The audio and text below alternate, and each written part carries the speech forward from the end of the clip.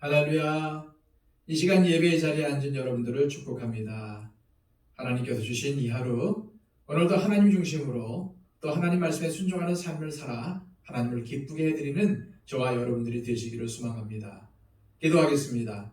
아버지 하나님, 하나님의 자녀로 부르셔서 이 하루를 주시고 또 하나님께 예배드림으로 이 하루를 출발할 수 있도록 인도하심을 감사드립니다. 하나님 도와주시옵소서. 공유를 베풀어 주시옵소서. 오늘도 하나님의 인도가 없으면, 하나님께서 우리에게 능력 주지 않으시면 살아갈 수가 없습니다.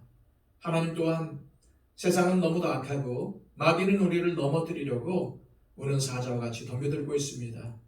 하나님, 말씀의 지혜로 허락하여 주셔서 이 유혹과 이 시험을 말씀으로 물리치게 하여 주시고, 오늘도 말씀대로 살아갈 때에 우리의 삶에 시온의 대로가 열리고 또 승리의 삶이 주어지게 하여 주옵소서. 하나님 아버지, 오늘도 하나님의 말씀을 집중하는데 방해가 되는 것들을 없이 하여 주시고, 오늘도 하나님께 우리의 초점을 맞추어 하나님께서 인도하시는 대로 살게 하여 주시고, 내 안에 계신 성령님께서 세미한 음성으로 말씀하실 때 그것들을 잘 듣고 순종할 수 있도록 우리의 영안을 열어주시고 우리의 귀를 열어 주옵소서. 오늘도 우리의 주변에 있는 사람들을 살펴보게 하여 주시고 그들에게 사랑을 베푸며 그들에게 예수 그리스도의 귀한 사랑을 전할 수 있도록, 또한 복음을 증거할 수 있도록 우리의 삶을 도와주옵소서.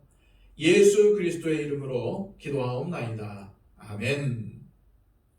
다 함께 찬송가 288장 찬양드립니다.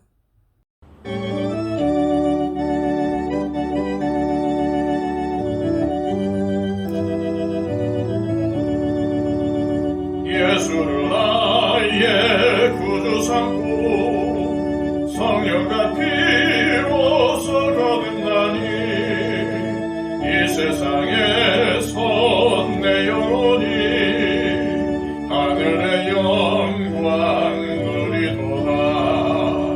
이것이 나의 간증이요 이것이 나의 찬송일세. 나 사는 동안 끊임없이 그주를 찬송하리로다. 온전히 주께 맡긴 내 영 사랑의 음성을 듣는 중에 천사들 왕래하는 것과 하늘의 영광 보리로다. 이것이 나의 간증이요 이것이 나의 찬송일세. 나 사는 동안 끊임없이 구주를 찬송하리로다. 주 안의 기쁨 누림으로 마음의 풍랑이 잔잔하니 세상과 나는 간거 없고 구속한 주만 보이도다. 이것이 나의 간증이요 이것이 나의 찬송일세. 나 사는 동안 끊임없이 구주를 찬송하리로다.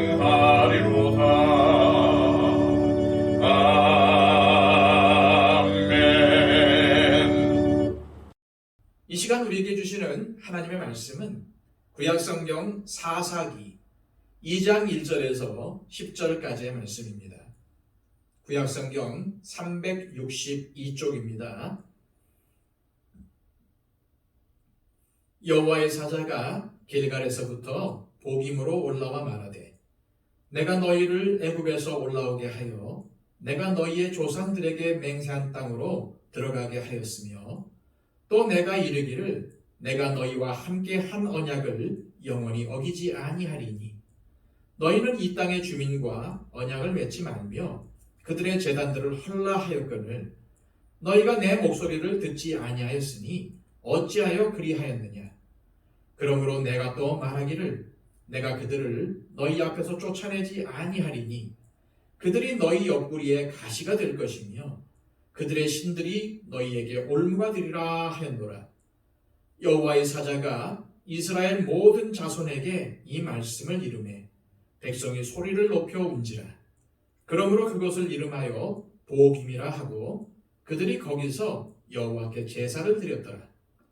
전에 여호수아가 백성을 보내매 이스라엘 자손이 각기 그들의 기업으로 가서 땅을 차지하였고 백성이 여호수아가 사는 날 동안과 여호수아 뒤에 생존한 장로들 곧 여호와께서 이스라엘을 위하여 행하신 모든 큰 일을 본 자들이 사는 날 동안에 여호와를 섬겼더라.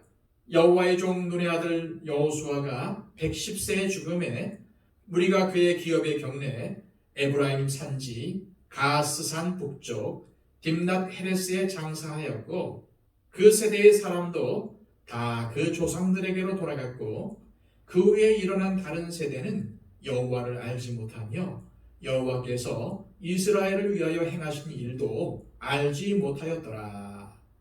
아멘. 우리는 예수님을 믿지만 살면서 죄를 지을 수 있습니다. 그렇게 되면 우리는 본능적으로 그 죄의 짐에서 벗어나고 싶어 합니다. 그리고 죄의 짐에서 벗어나려면 어떻게 해야 할지 고민을 합니다. 그러다 보면 자칫 인간적인 방법으로 문제를 해결하려고 하고 그러다가 더 문제가 복잡하게 얽히곤 하는 것입니다. 만약 우리가 범죄하였을 때는 하나님 앞에 그 문제를 가지고 나오는 것이 최우선이 되어야 합니다.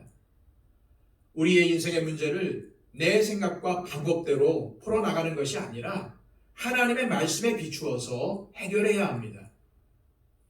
그렇다면 하나님께서 우리에게 가장 원하시는 방법이 무엇일까요?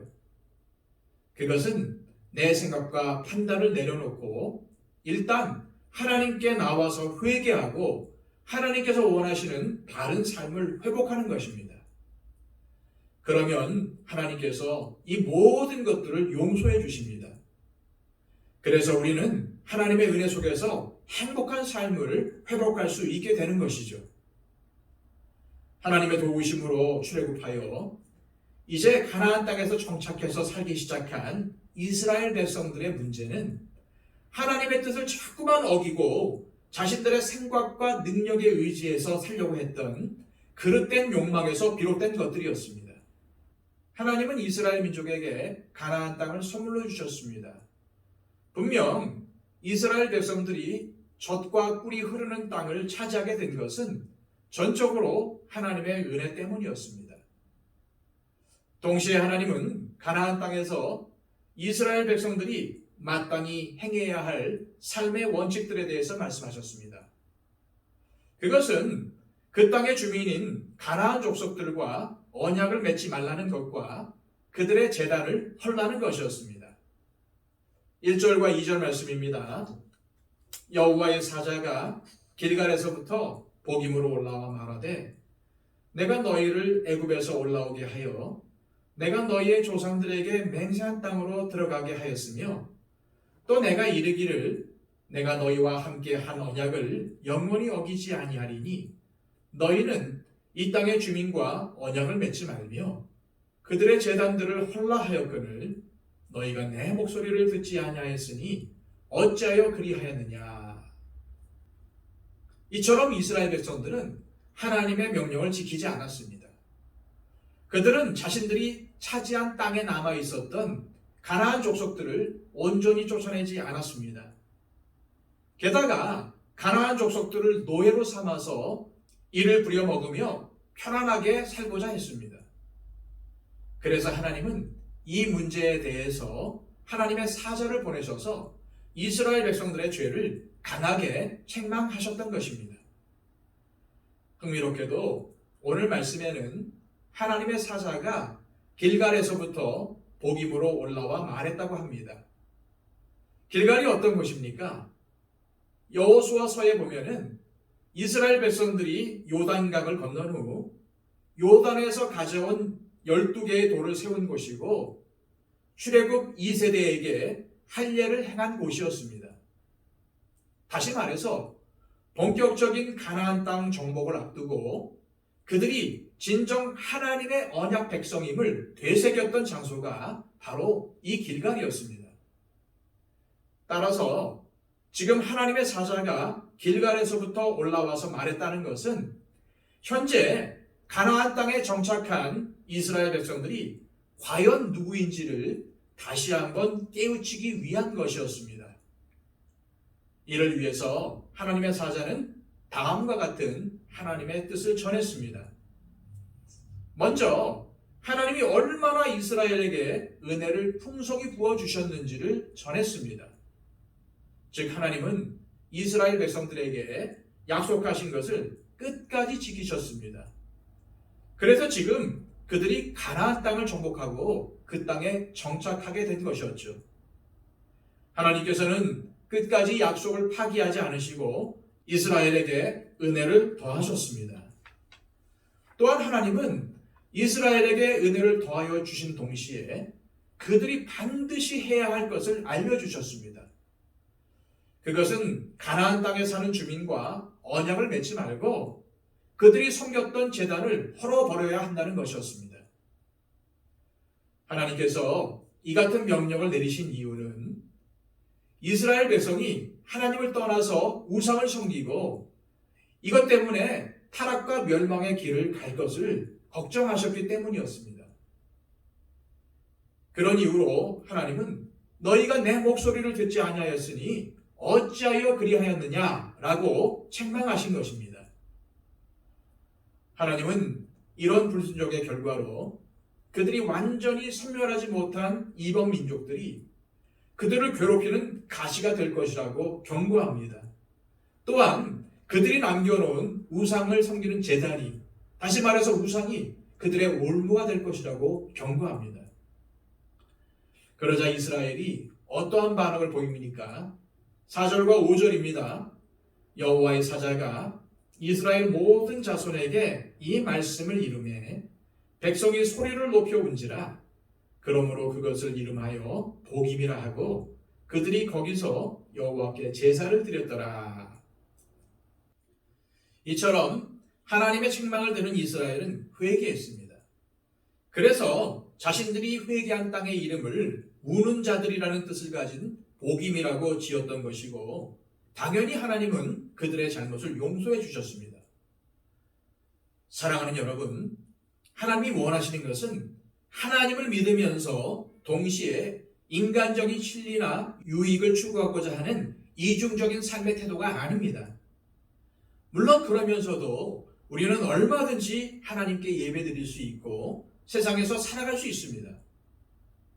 하지만 하나님은 단지 내가 예배드리고 세상에서 당당히 그리스도인이라는 것을 밝히며 사는 것만을 원하시지 않으십니다. 중요한 것은 하나님의 원칙과 방법에 순종하는 것입니다. 이스라엘 백성들은 하나님의 뜻에 순종하지 않고 자신들의 이익과 편안한 삶을 위해서 가나안 족속을 내쫓지 않았기 때문에 이것이 오히려 그들의 옆구리를 찌르는 가시가 되어버렸던 것입니다. 하나님의 방법은 때로는 현실적이지 않을 수도 있고 지나치게 원칙적일 때도 있습니다. 때로는 우리가 손해볼 때도 있습니다. 하지만 우리는 하나님께서 주신 원칙에 순종하는 삶을 살아야 합니다. 그렇게 해야 하는 이유는 분명합니다. 세상의 가치관은 유한한 것이기 때문입니다. 그리고 항상 그 자체로 모순을 안고 있기 때문입니다.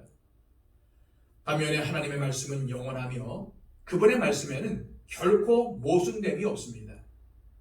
단지 우리의 입장에서 생각했을 때 잘 이해가 되지 않는 측면이 있을 뿐입니다.